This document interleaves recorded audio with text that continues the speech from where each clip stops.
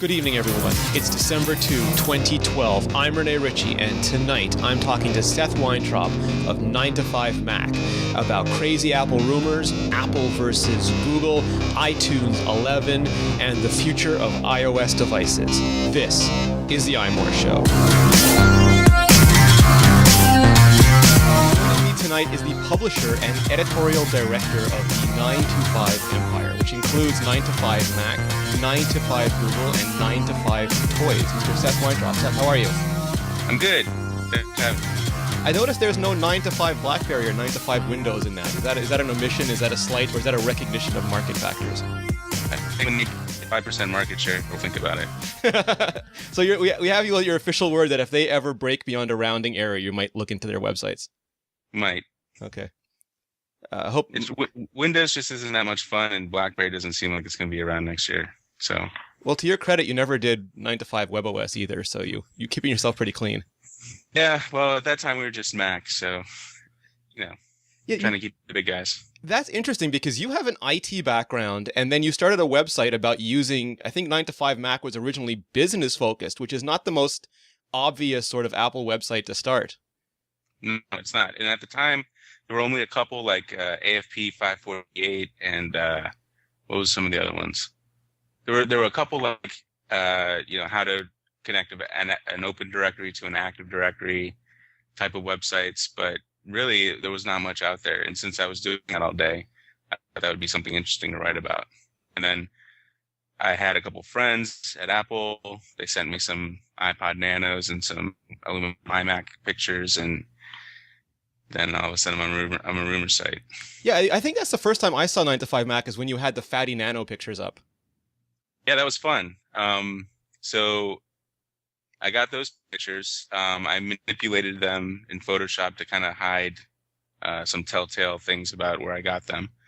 And I think one of the sites that pulled the images from me noticed that there was some Photoshop in there because I took a picture of the Photoshop because I didn't want any like watermarking or embeddings to be traced back to the source.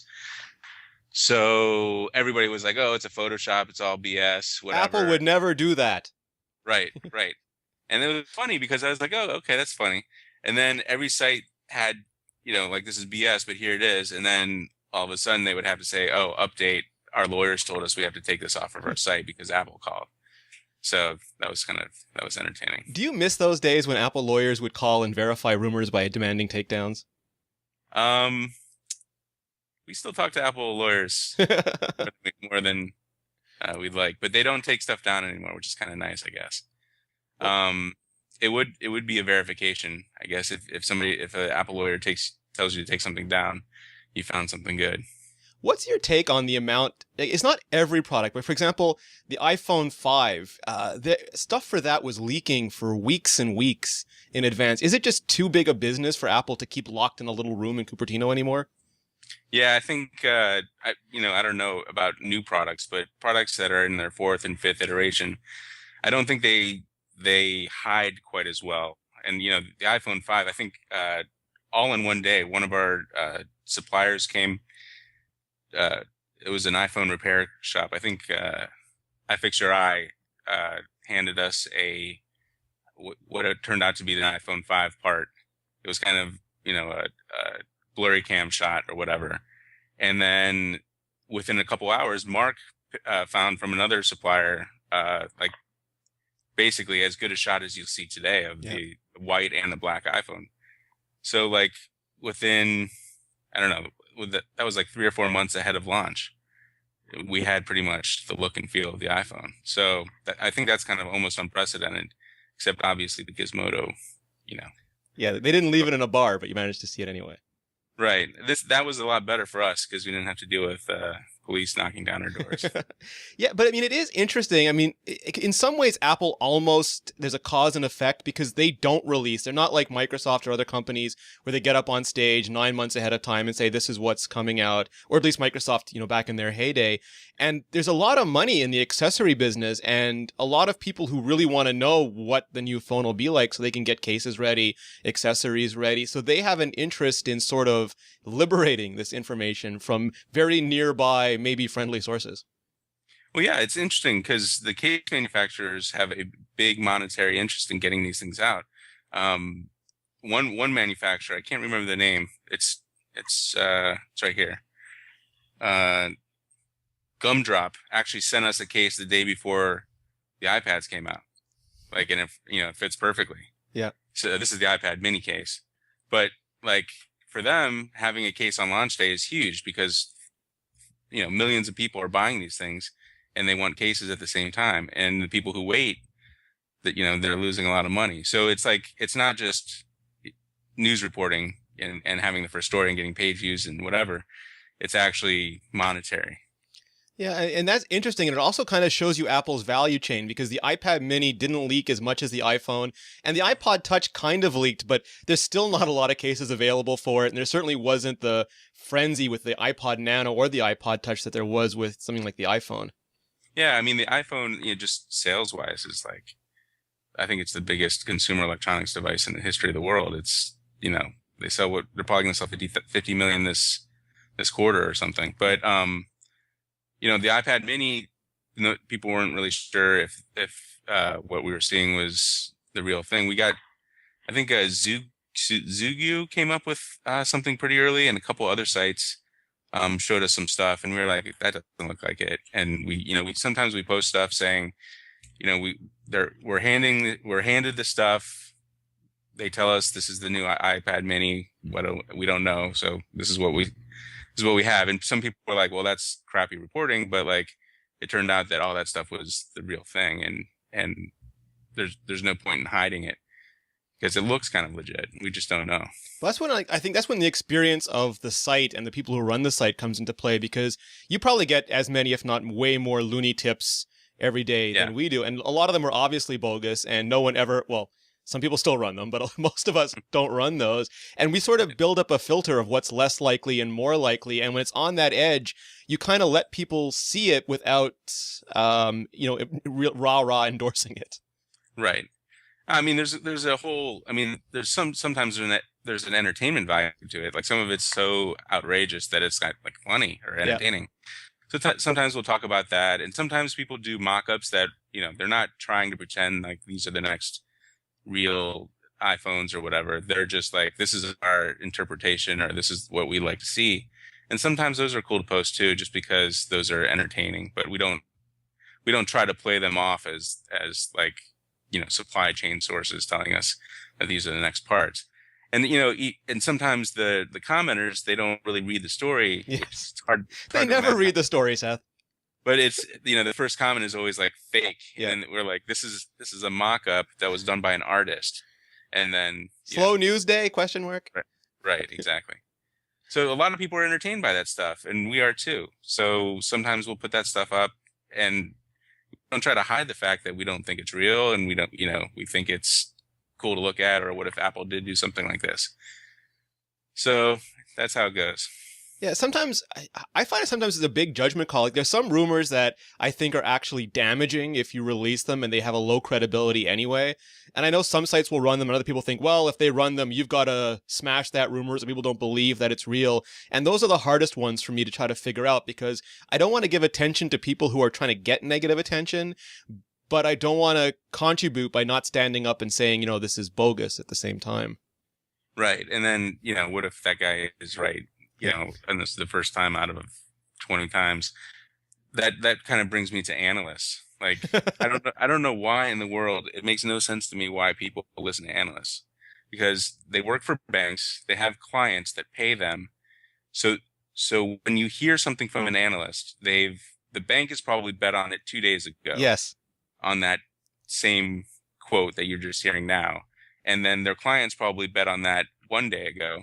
And now you're getting in late if the information is real, which it usually isn't, and you are already buying at a higher price than you would have normally bought at. So, I mean, of all the people on earth, like you could just go pick a random person, you're probably going to get better advice from somebody just picked out of the blue than an analyst. I'm not going to name any names, but I know someone who ran a website where they had a monkey flipping quarters, and they put that up against a very well-known stock analyst, and they were going neck and neck for a long time.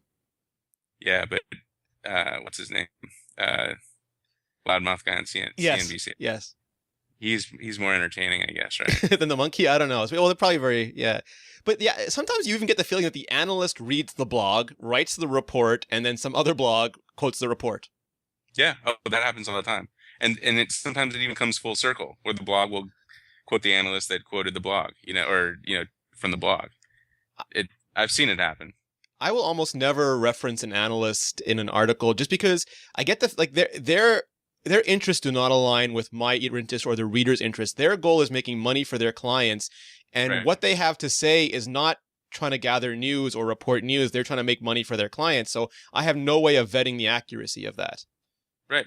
Right. I mean, there are a couple of analysts that we believe have information, from the supply chain. There's like one or two that we actually believe have good information. And most of them are just guessing, and some of them are really bad guessers. I don't want to mention any names, but like the Apple TV guy, who's like, Every 6 months. right. Like how does he have any, Credibility left? yeah, I mean, you can only be, how many times can you be wrong and still have credibility? If you sit by the river long enough, the body of your enemy will float by. Right. So he's in like his 15th iteration of this Apple TV coming out, and every time he's like, oh, it's coming out next month, it's coming out next year. It's just, okay, sure. And we'll run a story on it. There's this weird thing because the supply chain is interesting. And if you look at a source like Digitimes, and some people, think Digitimes is garbage and will never use them, but to me, it seems like they get very good information on parts, but have almost no idea how to take that information and turn it into an insightful analysis and a good story from it. Well, that's exactly right. I think their problem is they don't have their people. They don't have context. Yes. For an example, I think Monica Chen, one of their reporters, was saying that the next whatever, I think it was iPad or something at the time, was going to be released at Macworld.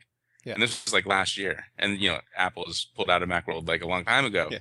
Like nobody would think that who had been watching Apple at all.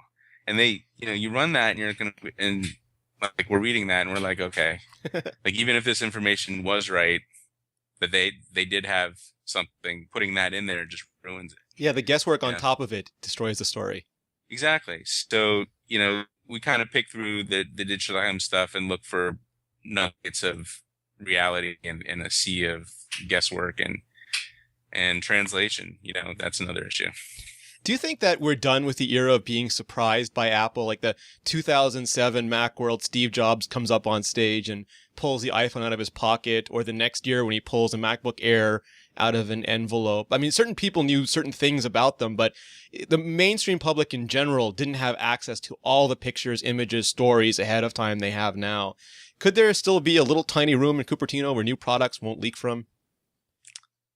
It's interesting because the problem with, like, for instance, Apple TV is they're going to have partners for that, and partners always talk. And, if they come out with a watch or a nano watch or something, that there's probably going to be some sort of FCC guy that talks, or if it's cellular radio, then Verizon. Verizon is probably the leakiest company I've ever seen in my life. So, it's hard now because when the iPhone came out, like, it was just AT&T. There had been Apple phone rumors forever at that point, but they were kind of building up a little bit. Click wheel phone rumors. Right. So nobody really knew anything about it. And it was 6 months away. That's another thing. Like when the iPhone is coming out in a month, Apple has to build these things, So there's, 100,000 Foxconn employees with access to it, and they're making no money. They've got to build millions of them, not just a few either. Right. So, the iPhone was coming out in 6 months. So there was nobody building those things in January 2007. Yeah. So there was way fewer people who actually knew about the product. And I think maybe if Apple does another product like that, like the TV, they're going to have some partners. But if they do another product where they're not actually putting out the hardware the next month or the next week, then they have a better chance of keeping it a secret. If they switch to more of an old-style Microsoft strategy where they're there at CES showing off something that they may not even get around to for 6 or 7 years. They can only do that though with like a new product category. I think I can't remember where I've heard this discussion before, but once you're already vested in a product category and that you have competition, and you already have a product. So like if you have an iPhone 4S and you announce the iPhone 5, but it doesn't come out for 6 months, Yeah. you're gonna have zero sales for 6 months. It's the Osborne effect made hardware. Right. So when you have a new product, a new product category, you can do something like that because there's no, Apple TVs out there on the market. Like Samsung's not going to sell as many TVs over the next 6 months, and Panasonic's not going to sell as many TVs. That's just fine. Apple doesn't have to stress about that. Yeah. So we'll see. No, I mean, it's really interesting to see how Apple is approaching. Like, my point of view is, if it's like a movie or a TV show, if you don't want to know what Apple's going to announce, don't read the spoilers. I mean, if you go to a site like 9to5Mac or iMore, Mac Rumors, the word rumors is in the title of the site, you don't deserve to complain about being spoiled at that point. Right. And it's not just us. Like, if you go to Gizmodo or Engadget or whatever, everybody's talking about it. You just get off the internet, like, don't watch TV. So, okay. If you don't want to know, you've got to go in a vault for 6 months, not the product now. Right.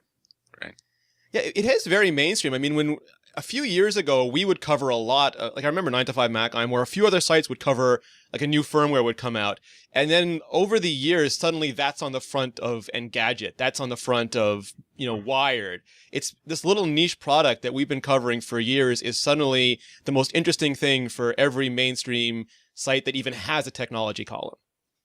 Yeah, I mean, well, it's market share now, right? I mean, how many people have Apple products now? So many iPad, iPhone, iPod Touch users are out there as part of the community now. It's a big deal for everybody. There's page views and population.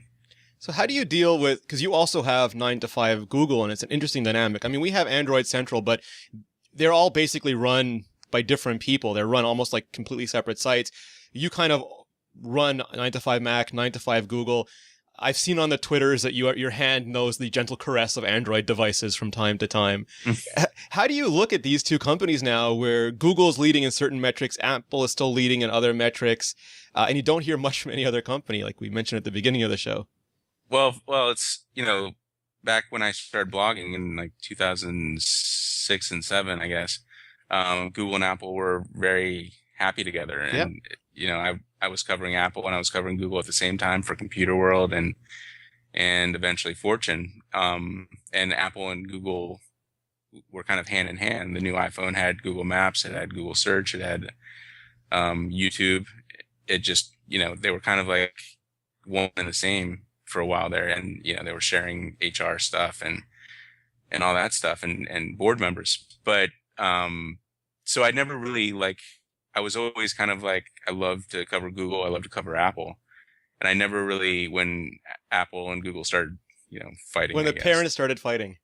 Right, the parents started fighting, I never really fell on one side or the other. I usually have an iPhone in my left pocket and an Android device in my right pocket, which these days is like an X4, or I just reviewed a Droid DNA, which is kind of awesome, screen-wise, but everything else. You can fit a Droid in your pocket? Some of them, yeah. The DNA is pretty big, actually. You can't wear your skinny hipster jeans when you have the DNA in your pocket. Yeah. Luckily, I don't wear those things. Anyway, so I have interest in both of these companies. I never really fell one way or the other when they turned into enemies. And 6 years ago, who would have thought that 90-something% of the mobile phone market and the tablet market would be the two companies that I picked at that point. Can you imagine 10 years ago when everyone was using Microsoft, that now almost everyone in the world has a Nix device of some kind in their pocket? Yeah. I mean, when you think about it, I think there's different metrics, but right now Linux is the big operating system. I mean, Linux is Android, and Android's the biggest mobile phone. I think mobile phones are outselling Windows PCs. And then you add on top of it, Mac OS X, and it's huge. Yeah. It's not Mac OS X, but iOS. It's I would say close to 2/3 of the devices in the world are now Not running Windows. not running Windows. And then, um, with Android devices getting like monster huge, with the low end and like poorer countries, Windows is becoming like, do we even care about Windows anymore? And this Windows 8 stuff is like, I don't know if they're running it right into the ground or they're trying to keep up, but like some people are just not with it, Before we get into Microsoft and their cliff of either doom or success, could you ever imagine what? Once in a while, I like to think of like those old Marvel comics. What if Captain America was revived today, or what if Conan was? You ever think what if Google and Apple had never split up, and we had the iPhone 5 today running full-blown Google services, like Google Maps app as good as Android? If there was basically no Android, and both those companies spent all their time on the iPhone, it would be total destruction. I mean, it would just be like all iOS, and it would be Google services everywhere. And frankly, like with one device and one platform, they would better be able to take on the telcos in the US. Like right now, telcos kind of still run stuff because Google kind of gave away some of the farm to the telcos for a while. So they're kind of still in control. But I think if there was one device platform that controlled 90% of the market, I think that platform could say, screw all these plans. We just want data. We're going to do our own voice over IP. Yeah, and you can do whatever you want, and that's how it's going to be. And that would be it. But now because Android's, you got a couple different slices of Android, and like if you get a Verizon Android phone, you're basically getting a Verizon device that Verizon controls. So like a Verizon Galaxy Nexus gets Google's updates about 3 or 4 months later than regular Galaxy Nexuses. they put the logo on the button. Yeah, so that was the Galaxy Note 2, right? The Verizon one. That was ugly. Yeah. I don't know. I mean, it's Verizon's kind of, because they're such a good network in the US, they have some power and some sway. But I hope that now that Google and Apple kind of control the market, I hope at some point they say, all right, enough of the bullshit. Let's just take all your crap off of our phones and all these stupid plans and all this stupid other stuff, and we just want data, and that's all we want. It's an interesting trichotomy now because you have Apple and the iPhone, which is basically one thing. If you want an iPhone, as Sprint painfully found out, you deal with Apple. But with Android, you have Google, who owns creates the platform. You have companies like Samsung who have massive wealth and massive power behind their Android offerings now, and you have networks like Verizon. So there's not one clear sort of control point now for Android. Yeah, I mean, if you want to be in the driver's seat of Android, you have to get a Nexus device. And almost everybody I talk to about getting Android phones, I'm always saying just get a Nexus 4 at this point. I mean, if you can. Yeah, if you can, and your carrier options are limited to AT&T and T-Mobile. But if you want a real Google experience, you have to get a Google phone. And the other options, or the other people I talk to, are people who are low-cost people, and I point them to T-Mobile or Virgin, and there's some inexpensive phones to get there as well. The low cost it's kind of strange because I can foresee a future where it's a difficult line for Google to walk, because at some point Samsung or Verizon even could pull in Amazon and say, okay, thanks Google, we're forking Android, we're taking this version from here on out. There's the door, don't let it hit you in your multicolored rear end on the way out. And because Android is open, I guess I don't know what the right word for it is, but the risk that came with it is that people like Amazon or people like some of the Chinese operators will fork it. Yeah, I mean, and I think the big concern right now is that Samsung is going to fork it. Samsung does Bada, which is like, if you've ever seen TouchWiz, it looks like Bada. So Bada is kind of their, if Google does something to Samsung, that's their player card. I guess they also do Windows Phone as well, but it's always a concern, I think, of Google's that a company will just take the OS and fork it, and Amazon is the most obvious example of that. I just reviewed, or I haven't written it up yet, but I've been reviewing the Kindle HD. Okay. And it's solid hardware. The speakers are nice. Everything works fine. But it's just really frustrating that. So if I buy Amazon stuff, I can't view it on my Android devices, and I can't watch it on my Apple TV. And why would I do that? You know. Yeah. So for me, I'm like, well, Amazon, why don't you just become a Google, like just use Google's OS? Why do you have to have your own OS? Make an amazing Android app, like the iOS app is very nice. For the Amazon app for iPad is great, but for Android they don't even make a video app. Yep. So on the Nexus 7 you can't watch any of your Amazon content. On the any other Android device you can't watch Amazon. The one thing on Google TV, they actually have a browser where you go in Flash and watch Amazon stuff, which crashes like 80% of the time. My favorite technology ever. Right. So, Amazon, for whatever reason, thinks that they have to do their own OS when, in fact, they are content and they do content really well. And if they could just make an incredible player and that works on across platforms, that's all I would want. I mean, for me, I'm a cross-platform person right now, but other people, they're thinking, well, I'm on Android now, but maybe later I'll go to iOS. But if I buy stuff at Google Play, then none of it's coming over with me to iOS. Although you can watch a lot of Google Play stuff through the web. Everything but the apps, I think. Right. And you can, there's even an app player for Mac, but whatever. So it's the platforms thing. It makes no sense that Amazon makes their own stuff. And you can't, on the Kindle, you can't use Google Maps. You can't do the Play Store. You can't do the Gmail app. All these, very nice Google apps you can't use. And for what?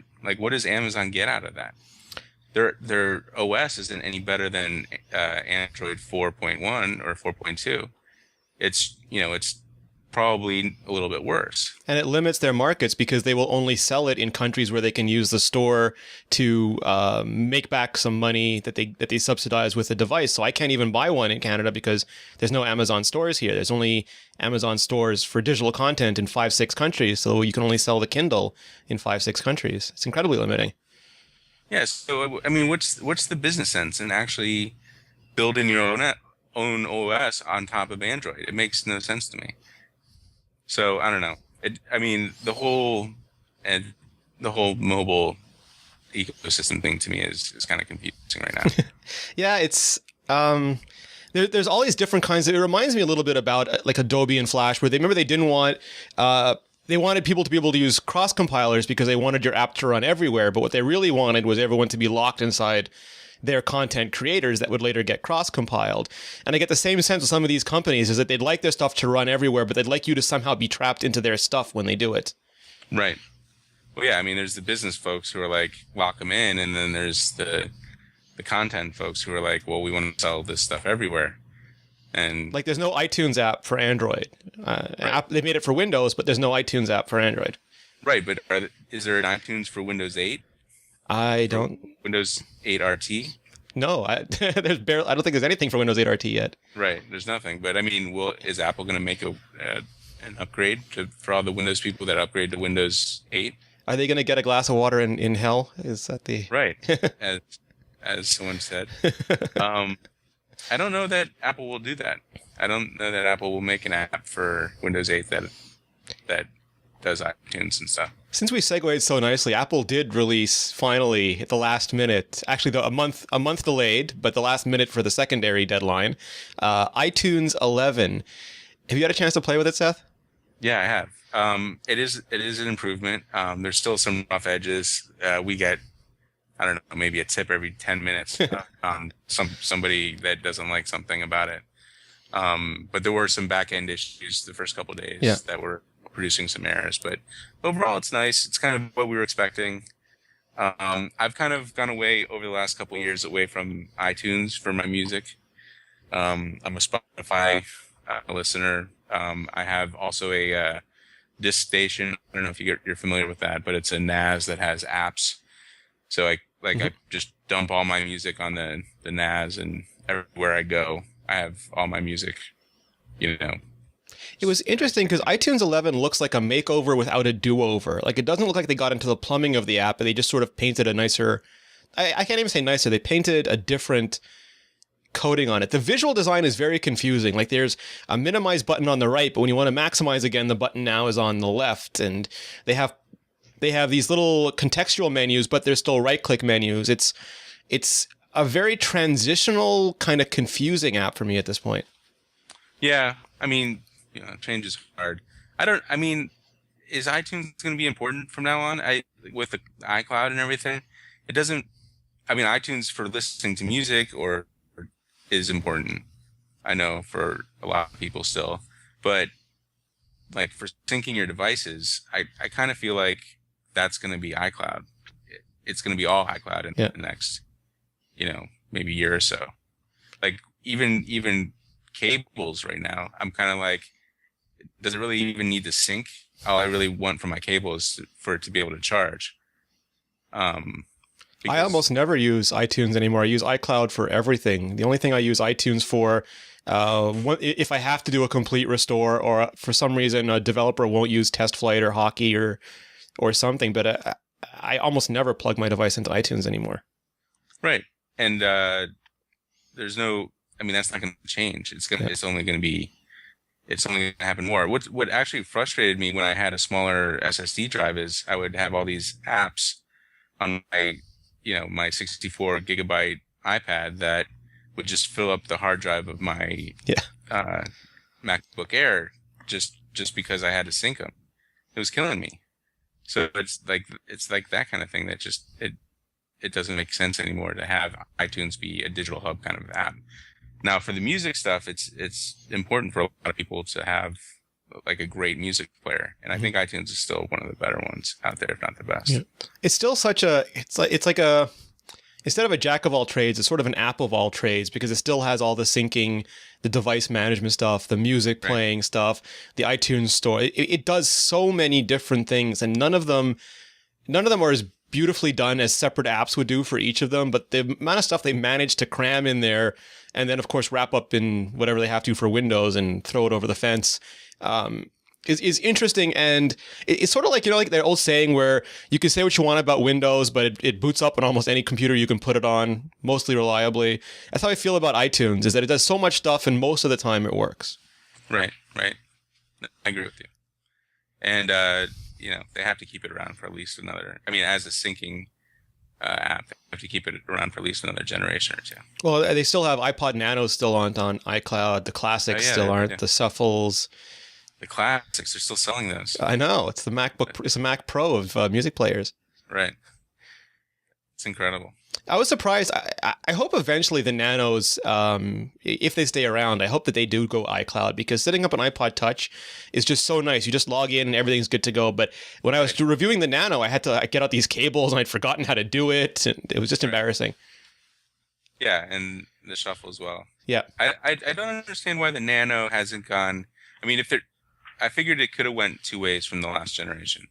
One direction would have been obviously the watch, which we've heard so many people are excited about the watch idea, and then it got bigger and it went back to the old kind of like longer, skinnier form factor. So if they're going to do that form factor, why not just make it iOS and somehow get in there a Wi-Fi card and and enough storage to put on an OS that is actually upgradable and you can do all the fun stuff with. So like they kind of did neither of the things that we were kind of hoping for, and that was kind of a disappointment. I haven't even picked up I have no interest in it. It's ridiculously. When you pick it up, the current generation of iOS stuff, except for the iPad 4, it just feels like toys at this point. They feel like those dummy devices that you get at carrier stores. Yeah, I honestly, the iPhone 5 doesn't feel real still to me, because I also use an iPhone 4S. If there's like Android devices have kind of been iterating slowly, getting Yeah. bigger, screens kind of getting lighter, getting thinner a little bit. But if there's any device that the iPhone 5 obsoletes, it's the iPhone 4S and the iPhone 4. Yeah, the iPhone 4S feels short now. It doesn't feel like the iPhone 5 looked tall to me at first, but now the iPhone 4 and 4S just look short. Right, and it's heavy. The iPhone 4 is heavy, and it's like every single way it's better. The iPhone 5. I mean, there's no you can't say, well, I missed the blank on iPhone 4S. It's just across the board, it's better. It's interesting. I mean, I'm interested in your take on this because we keep seeing, and this is one of the most confusing things for me. We keep seeing Android market share numbers exploding, especially Samsung numbers getting bigger and bigger. But then whenever we see usage statistics or paid app statistics, iOS is still huge. I mean, disproportionately large compared to what their share of the marketplace would dictate. Do you think there's some truth to the rumor that people buy Android devices and use them as feature phones and don't really use apps or go on the web?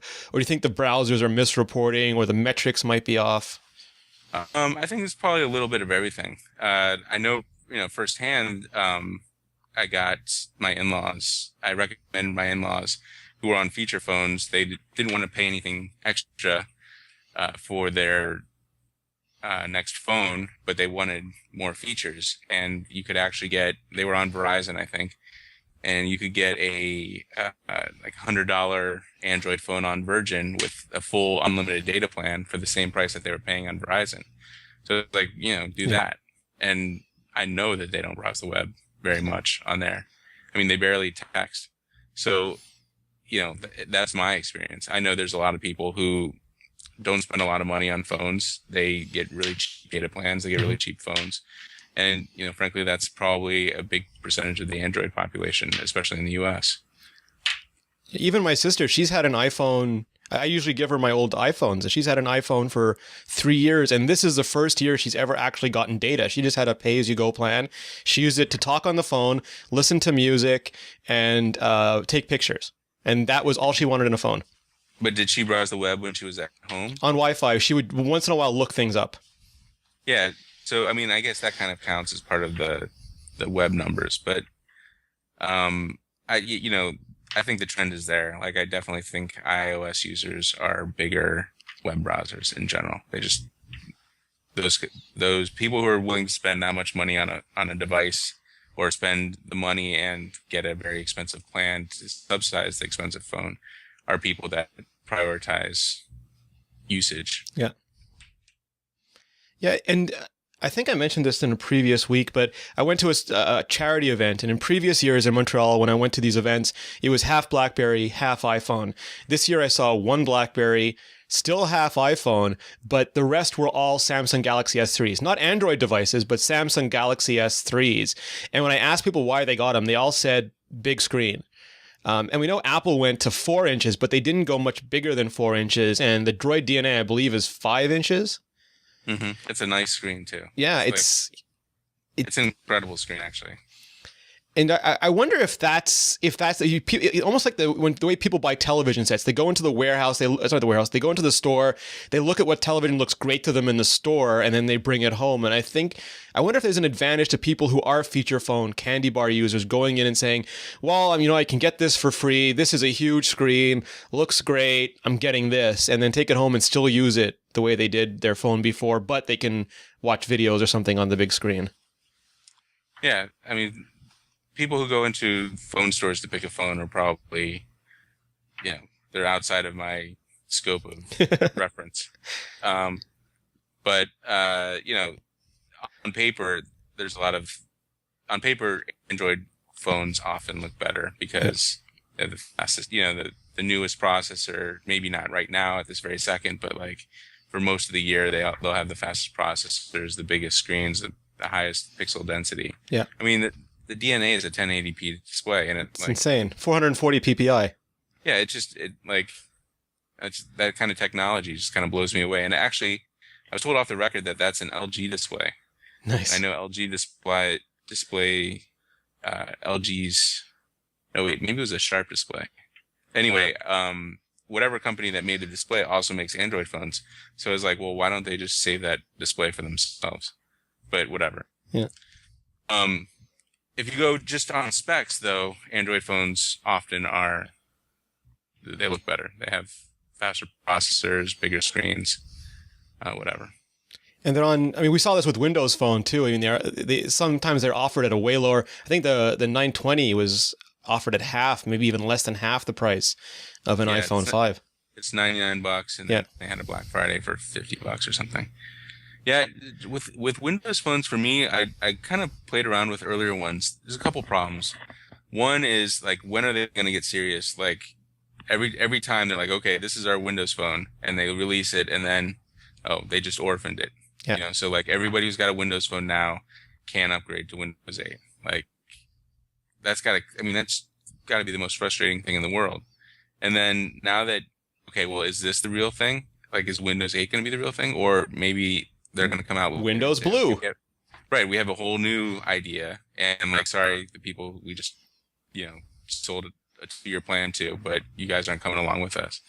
And that's kind of like what some Android users are pissed off about. Although, if you're an Android user and you're pissed off about it at this point, you're an idiot, because you should know exactly how it works and which carriers and which manufacturers upgrade their phones. You should buy a Nexus at this point if you're pissed off about it. Yeah, I mean, if you're pissed off, you should buy a Nexus. But there's some carriers like Virgin, for instance, will never upgrade a phone. Yeah. Even if Sprint, which is their parent company, upgrades a phone, it would take no effort for Virgin to do it. They don't do it. And Verizon will upgrade a phone, but it's going to be like, if you want a Samsung Galaxy Nexus, it's going to be updated 3 months past when the regular Galaxy Nexus are upgraded. So, since you're using an iPhone in one pocket and right now, I guess, a Droid DNA in the other pocket, what do you think about the argument that Apple made for the one-handed ease of use constraining their horizontal size, that they didn't want to go any bigger that way? I mean, I know BlackBerry is doing their swipe stuff to try to overcome one-handed use on the big screen, but is that a good compromise to make, or is the big screen its own thing? Well, so the Galaxy Note 2, I don't know if you know this, but they have a keyboard mode where the whole keyboard moves to the right of the display. So the whole keyboard is like within the iPhone thumb range. So that's one way to do it. The Droid DNA doesn't have that, but I don't really I don't have monster hands or anything, but I can get over to the left side of it. My bigger problem is getting to the top. Mm-hmm. When I'm one-handing it. But that's also a problem on the iPhone. Like, now that it's tall, yeah. Yeah, I mean, I still can't get to the top of the screen with one hand. Or I can in the corner, but I can't, it's like a windshield wiper. Yeah. So, I don't see that.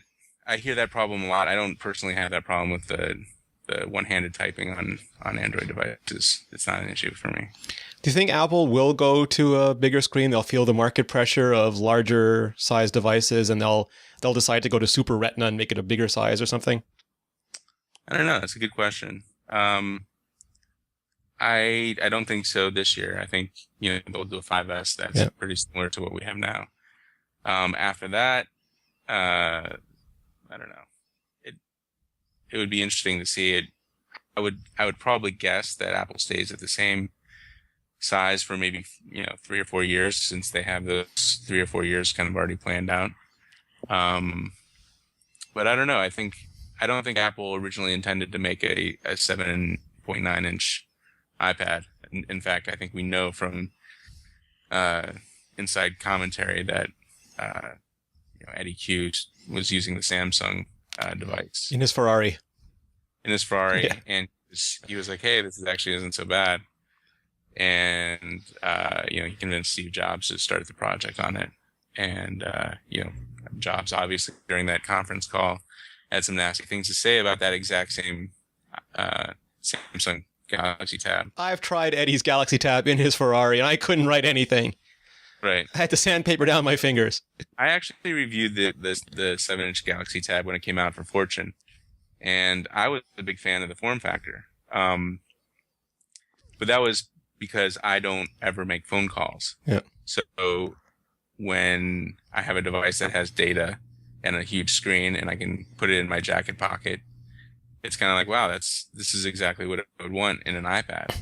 And now I have one, Do you have the Mini? Yeah. What do you think of it? Tire on it. I like it. I think I haven't used my Uh, iPad 3, third generation since I got it. So The non-retina display is not like sandpaper on your eyes. no, it's I think maybe my eyes are bad, but it's not a big deal. I didn't really get the Retina display thing as hard as everybody else does. I appreciate the Retina when it's usable, but for me, like for getting work done and for enjoying like Netflix or whatever I'm doing on an iPad, the Retina doesn't make a difference. You now have a phone with a denser, larger screen in your pocket than you have in your iPad mini. Yeah. And I mean, the Nexus 10 tablet has like the same display pixels as a 13-inch Retina display MacBook. Yeah. It's crazy. Like, I know like some of those pixels I don't need to be there.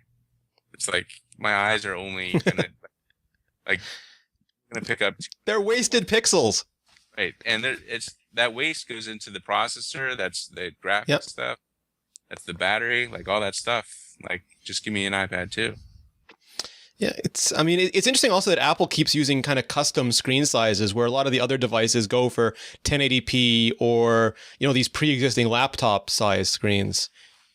Well, I think they prioritize, well, a couple things, but I think they prioritize watching video. Mm-hmm. I know like watching a video on the Nexus 10 is like pretty amazing. If I go into my 1080p video collection on my Synology, and we'll pull up like Finding Nemo for my kid, and it looks amazing on both the iPad 3 and but even more amazing on the Samsung display.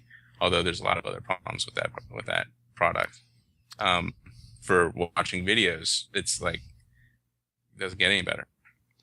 They're solving a lot of problems with not problems, but they're solving a lot of things that mobile didn't traditionally do well now. One of the articles I saw that was really interesting on 9 to 5 Mac today was, we have new iMacs. They're not Retina. They are shaped like Vorpal weapons, so you could probably cut on somebody with one of these things. But yeah, you notice the first person to drop one of those and like cut off a toe. It's gonna be a genius, right? They're gonna reach for their suction cups, miss, and their toes are gonna be gone. Right. But you noticed, I think, was it from iFixit that there was and then your readers chimed in that we're used to designed in California, manufactured in China, but these were actually manufactured in the US? Yeah, so I saw it on Fortune yesterday, and Philip Elmer DeWitt had it. And then this morning I saw, and we did some research yesterday, because we were like, well, I thought we remembered seeing something somewhere where the last generation iMacs had some made in the USA's, but were those refurbished or what? So we dug around, we found some information on previous iMacs that were made in the US, but it was kind of ambiguous. There was only just, like a handful, like one or two we found in Apple discussion forums and some other places. And then this morning, I think I saw on Reddit or something or actually Jordan told me yesterday, he covered the iFixit thing, that it was made in the USA, and that was kind of weird. But it wasn't. He didn't put that in the title or anything. And then today, I saw on Reddit that it wasn't just on the box, but it was actually in the iMac, which means it's not a refurb. That it was made in China originally and then sent back to Apple in Cupertino or Elk Grove or wherever. And Apple took it apart and fixed it and made it better, and then it's made and refurbished in the USA. This is actually assembled in the USA. So we went to the FTC website and said, all right, what does assembled in the US mean? And it actually is, if Apple is being genuine about it, it means that it's not only assembled in the US, but it's actually changed somehow. It's well regulated, right? The criteria that you need to be manufactured in the US. Right. I mean, FTC has a policy on saying assembled in the US, and if you say it's assembled in the US, it has to meet this criteria, which they have this what's called a screwdriver test, where if all you're doing is screwing together a bunch of parts that are from Asia, that doesn't count as being assembled in the US. It actually has to change form in some way, or you have to have some parts that are sourced from the US as part of your whatever you're putting together. And, there are parts in the US. Like we know that a lot of the Pentium chips or the Intel chips, the core chips that are made in the US. So that's part of it. But, it says assembled and some say assembled in China, but like, where are those being built? I mean, is there a Foxconn factory in South Beach we're not aware of? Right. Well, Foxconn has operations in the US, which I guess some publications didn't really know about. So maybe Foxconn has a small, group that is throwing together some iMacs. I mean, it was kind of weird because we found 3 within, a few minutes of searching. So it's not like there's a couple one-offs that are assembled in the US. It's like a portion of the iMacs that are coming out are built in the US. It's not just someone at Apple saying, we got to get at least a couple out before the holidays. We can't delay these like iTunes 11. Just make them in the garage. Call Woz. Right. So, I mean, if you had to guess, where do you think they would be building these things? Are they building Cupertino in some warehouse? Dude, I'm saying Woz's garage. I'm sticking with that. Right. They're going back to Steve's old place. Yeah. Logic purposes. I mean, you had some good suggestions, like whether there's early staging of stuff done there, whether there's small run facilities. There's no, I mean, it's odd that it's iMacs and not, a little bit of everything. Well, iMacs are kind of I guess the easiest to put together, biggest parts. iPads are very small with very little pieces everywhere. iMacs are well, it's a motherboard now and an SSD and some RAM and some fans. I would have guessed Mac Pros, just get an old armored tank factory and slap those suckers together. Well, they used to make, I mean, it wasn't that long. 2004, they used to make those, and I guess they were G5s at the time, or G4s maybe. But they used to make those in either Fremont or Elk Grove. And when we were researching that, we were like, oh, wow, interesting. Elk Grove is ramping up hiring for something. And we found the Sacramento Business Journal had that Elk Grove had almost doubled its headcount in the last 2 years. So we're like, oh, maybe something interesting going on there. But then when we looked at the jobs that they were adding there and the SEC filings, there was no manufacturing going on. So I don't know. That was kind of. Do you think there's a future where Apple will do more manufacturing? I don't know whether they'll bow to, I don't know what the right word is, mainstream pressure, or they'll just be business realities that make it more possible. But do you think we'll see a future where Apple is manufacturing more in the US, not North America in general?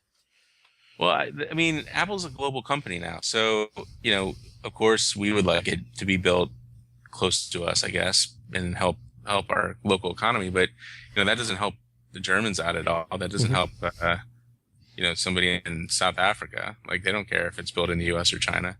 So, I mean, hopefully Apple can spread, and hopefully not just through Foxconn, maybe Megatron and all the other guys, or maybe even Apple takes control of that stuff.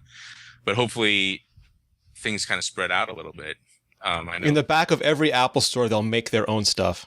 Right. Well, I mean, I guess they're repairing stuff there now. Why not? A bunch of parts, maybe that's what is happening. We were talking before the show about the relative cost of Apple gear, and that Apple is still pricing things towards the premium market, focusing on the premium marketing, going after customers that have a certain amount of money and will spend a certain amount of money. I think most notably with the iPad mini, they're clearly saying, if you only want to spend $200 on a tablet, we're not that interested in you. But you were making a good point that, not everyone has that much money to spend on mobile devices, and companies like Google, whether they're just flat out subsidizing them right now, or Amazon, and they're trying to use content to make up for hardware, they are providing devices at lower price points than Apple. Yeah, I mean, sometimes it's easy to forget. We're we're very lucky to have had some moderate success in our lives where we can afford all these nice gadgets every couple months or years. And I mean, there's a lot of people out there that are worried about how are they going to pay for food and how are they going to make the mortgage payment. And these prices for Apple products, it just doesn't make sense. Of course everybody wants to have an iPhone and everyone wants to have an iPad, but that $500, $600, $700 is a big deal to some people. I mean, it's a big deal to me, but it's that's food and that's rent and that's insurance payments. So, that's where kind of Google's nice. If you, for instance, wanted a MacBook Air, I'm reviewing a Chromebook right now from Samsung, which, like, you know, they just love to copy Apple. I mean, it's obvious. Like, they took a MacBook Air and they said, make that, but make it cost $200. There's no VGA port, is there? Just please tell me there's no VGA port. There's a HDMI port actually, Okay. which is nice, and it's actually in the back, which is double nice because I kind of like the ports in the back rather than the side. I mean, they, like for $250, I could not expect anything more out of this thing, and frankly, I think it could, like I would never use it because I have some disposable income, and like frankly, I work way more than I should, and anything that makes my work quicker is worth the money. So I will be on MacBooks or Apple products or, who knows what, maybe Windows products at some point, but I will pay the extra money to have the best stuff. But for instance, my parents that they don't care. They just, they want to go onto Yahoo and get their email and Facebook or whatever. And for them, Chromebook makes a lot of sense because they don't have to worry about updating it. They don't have to worry about anything. They just, turn it on in a couple seconds. It's on. It browses the web. They know how to do everything. Arguably, for some countries, the Chromebook makes sense. Oh yeah. I mean, if I was running a 1,000 person business, I would never. I mean, for like the art department would obviously need what they would have, but like the telecommunications department or the people who answer the phone or the receptionist or whatever, like. Chromebook does pretty much everything you need. Another problem with the Chromebook is the display is kind of like, it's okay, kind of, if you're looking straight on, but if you go to an angle, it kind of like turns into a inverse, like the old crappy, like the airplane screens. Exactly. And, it's like, well, like it's $250. What do you expect? You can't expect the best screen you've ever seen in a $250 product. And it's plastic, which is, like if you drop it, it's probably going to crack. But the other side of the coin is that it's very light. It's like, I think under 2.5 pounds. So in some ways, it's actually more convenient than a MacBook Air. It's interesting that it's successful. The entire industry is big enough now that we're seeing almost vertical segmentation. Like you can get a small iPad or a big iPad if you want to use it more as a productivity machine. If that's not enough, you can get whatever the Surface is, and then you have something in between a tablet and a laptop, or you can get a MacBook Air or a Chromebook if even something like the Surface isn't traditional laptop-y enough for you. And it's almost we had black and white options for a long time. You had Apple and Windows, laptop and desktop. And now there's a lot of shades of gray. And while it's confusing, I think it's also nice that we have this many options. Yeah, I mean, we were making fun of Samsung for a while for making, a 4-inch, a 5-inch, a 6. Every half inch has a display. Right. But now it's kind of like, hey, well, maybe they weren't so crazy after all. I want 4.7, but not 5 and not 4.3. I really want the 7.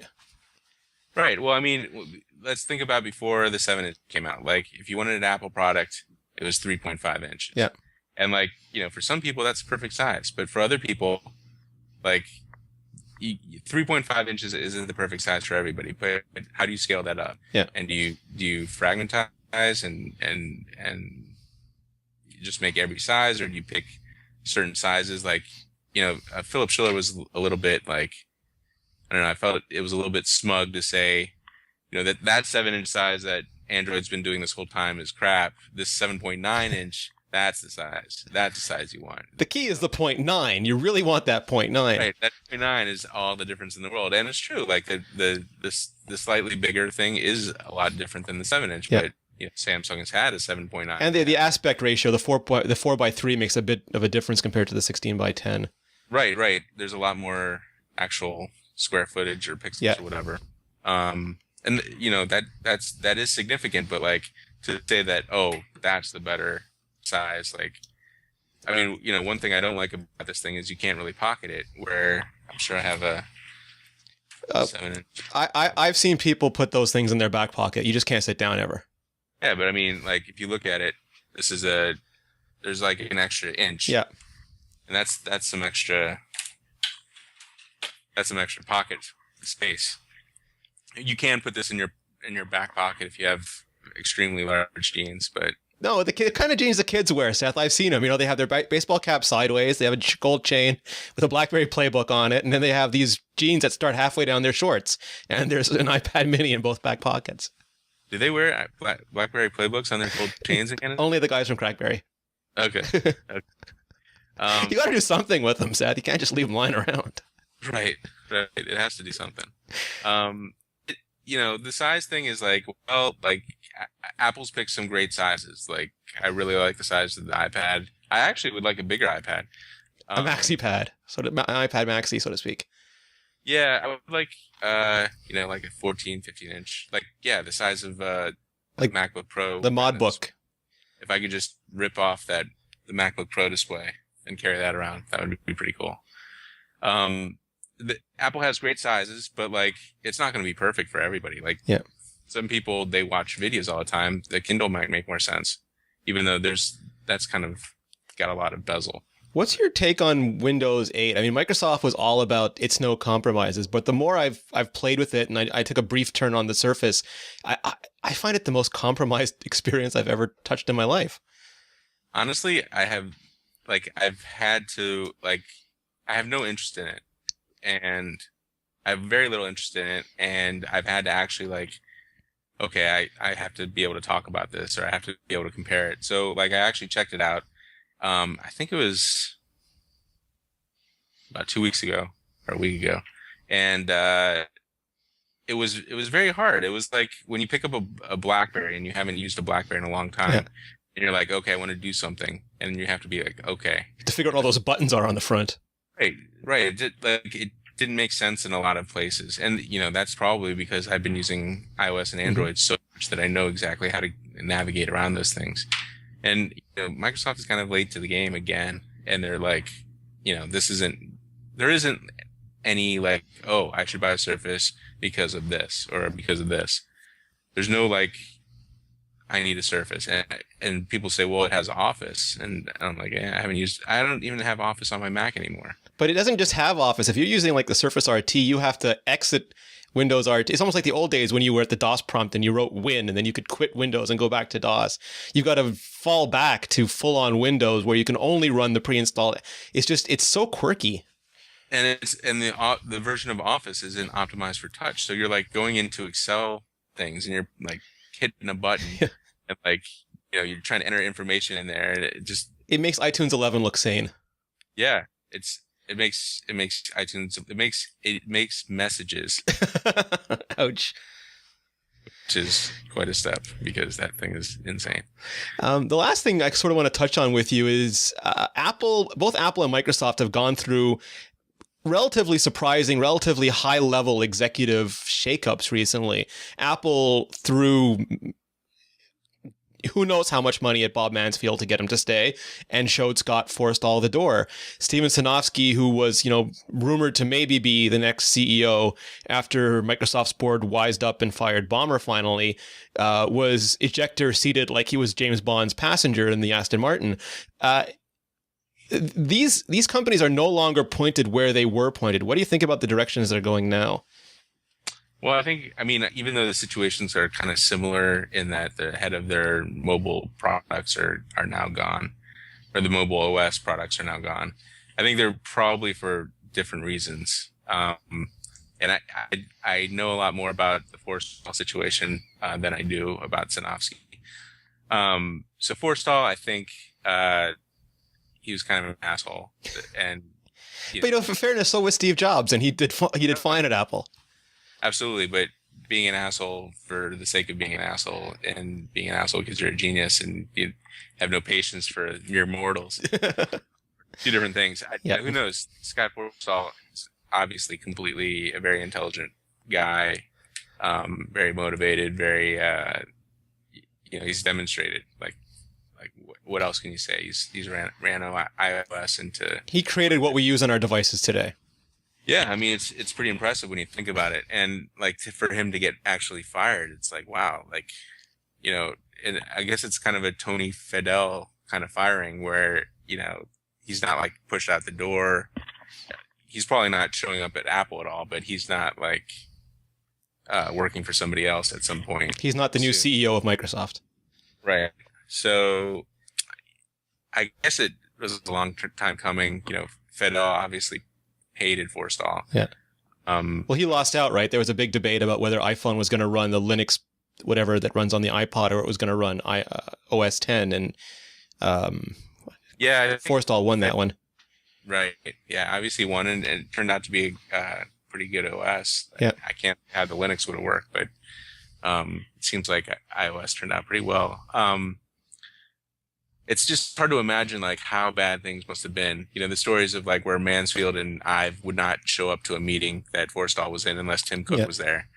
Like that is almost comical to me. Like I just try to imagine like, Johnny Ive walking into a meeting and Forstall being there. And he's like, nope, sorry, not coming in. I will hit you with aluminium. Right. Sorry. Aluminium. So I don't know how bad it actually was. We at Fortune, they had all kinds of pictures of those guys like playing around from a photo shoot. So I don't think it was quite as bad as they made it out to be.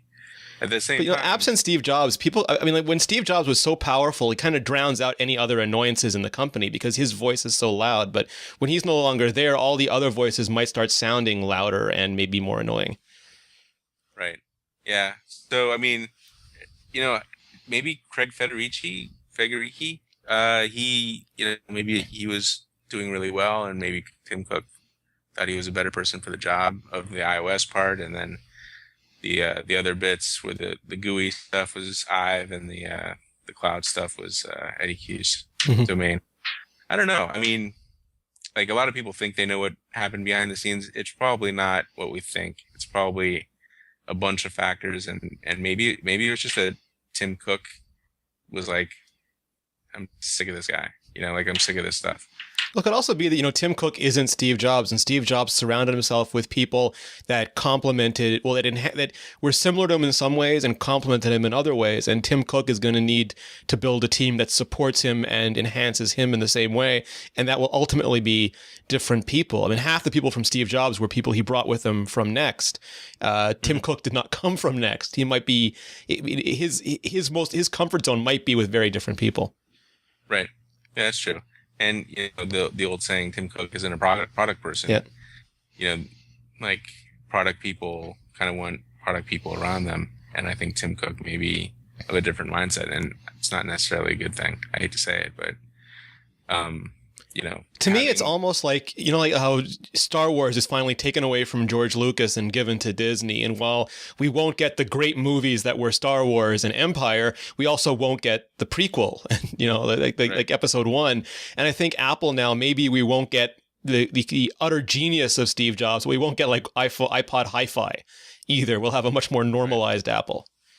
Right. Yeah. I feel like that's already happening. Like, the events have been kind of more subdued, and the products are like, I don't want to say more meh, but they're kind of just like, kind of what you would expect.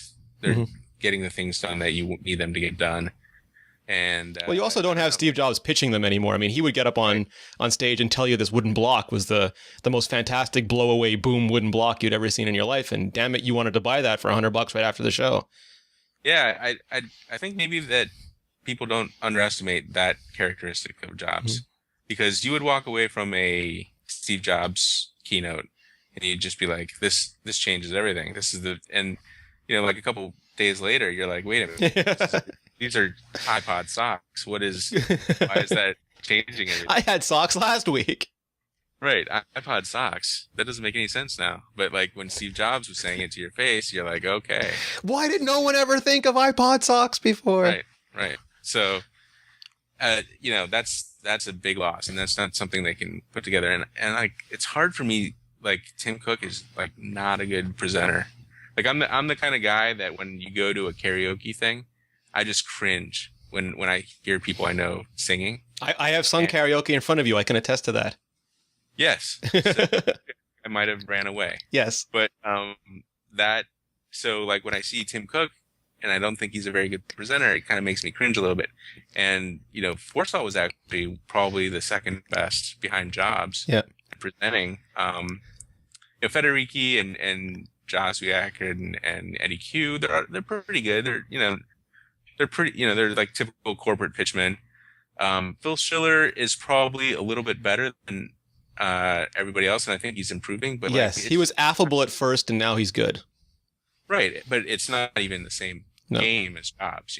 It's like Jobs would just like he just walk up and it was like he was having a conversation, and it was like he believed, and he was like selling. He was like he was like the guy who like the Scientology disc station I have. I really like it, and I'm like trying to like convince this guy that he needs to get one of these. He's like that, that when to do that. It's like he's got the most exciting thing in the world, and he can't wait to show it to you because he knows you're going to love it as much as he does.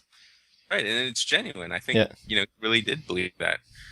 So I mean, that's gone now, and I don't now that Forstall's gone, like I don't know, is Ive going to start making presentations because he seems like he's pretty good, but I don't know. Well, yeah, he did the unibody MacBooks and he passed them around to the audience so they could feel them. Yeah. I mean, he was like, I think Jobs called him one time on the phone, or on the chat, whatever. So, and he's in all the commercials. So, but I don't know if he likes doing the pitches. Yeah, he's vaguely threatening sometimes. It's like he's very charming, but then there's always this look about him where he might just reach out and snap you. Yeah, he looks like he'd just punch you, at any point, like if you say the wrong thing. And then, his picture on the bios page is very like, everybody's got like a nice chipper smile. Yeah. He's like, what did you call my mom?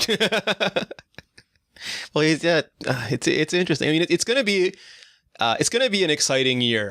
I don't quite know what's going to happen with the schedule though, because they just dumped literally almost every product imaginable on us in the last 3 months. And we're going into spring now for the first time without an obvious, I mean, there will probably be an OS 10.9 something or other in the spring, but there's nothing really obvious hardware-wise. We're talking about this like maybe the day after the last event, the iPad mini event. Yeah.